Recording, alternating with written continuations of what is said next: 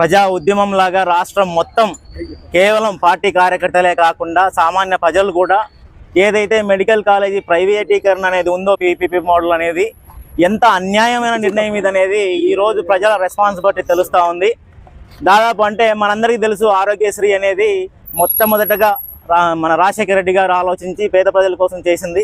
వాళ్ళ తనయుడిగా ప్రతి పేదింటికి పెద్ద కొడుకుగా బాధ్యతలు తీసుకొని ప్రతి పేదవాడికి నాణ్యమైన వైద్యం అందాలని చెప్పేసి మన జగన్మోహన్ రెడ్డి గారు ఏ రాష్ట్రంలో లేని విధంగా ఇప్పటిదాకా స్వాతంత్రం వచ్చినప్పటి నుంచి ఇప్పటిదాకా కేవలం 11 మెడికల్ కాలేజీలు ఉంటే ఒక్క జగన్మోహన్ రెడ్డి గారు 5 ఏళ్ల కాలంలోనే దాదాపు 17 మెడికల్ కాలేజీలు ఈరోజు నిర్ణయం తీసుకొని ప్రజల కోసం కట్టిస్తే అది దాదాపు 80,000 కోట్ల ఆస్తి, ప్రజల ఆస్తి, ప్రజలకు సంబంధించిన ఆస్తి, ప్రజల ఆస్తి.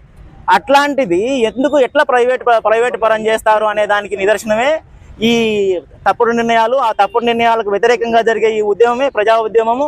కేవలం జగన్మోహన్ రెడ్డి గారికి మంచి పేరు వస్తుంది, మంచి పేరు రాకూడదు అన్న ఉద్దేశంతోనే దీన్ని పీపీపీ మోడల్లో చేస్తున్నారు.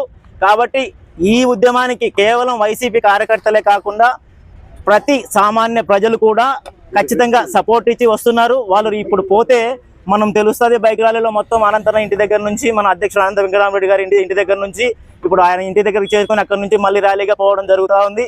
అక్కడ వచ్చే జన సంద్రమే చెప్తా ఉంది వాళ్ళ నిర్ణయం ఎంత తప్పుడు నిర్ణయమో.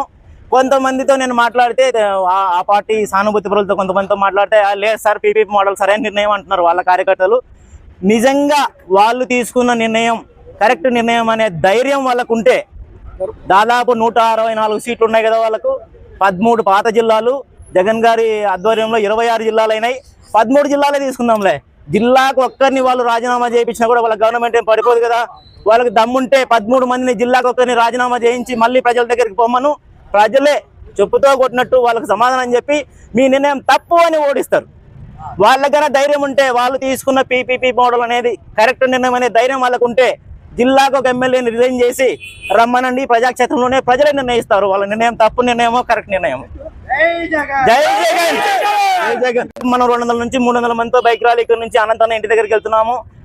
జిల్లా నలుమూలల నుంచి కూడా వస్తున్నారు, కొన్ని వేల మంది వస్తారు ఇప్పుడు బైక్ ర్యాలీకి. ఎక్కడి నుంచి ఆనంద్ ఆఫీస్ దగ్గర నుంచి మనం బుకాయ సముద్రం దాకా వెళ్ళడం జరుగుతుంది. అక్కడ చూస్తే ఆ జనసంద్రమే చెప్తాది వాళ్ళ నిర్ణయం తప్పు నిర్ణయం అని చెప్పేసి. దానికోసమే ఈరోజు ఈ ర్యాలీ చేస్తున్నాము. జై జై.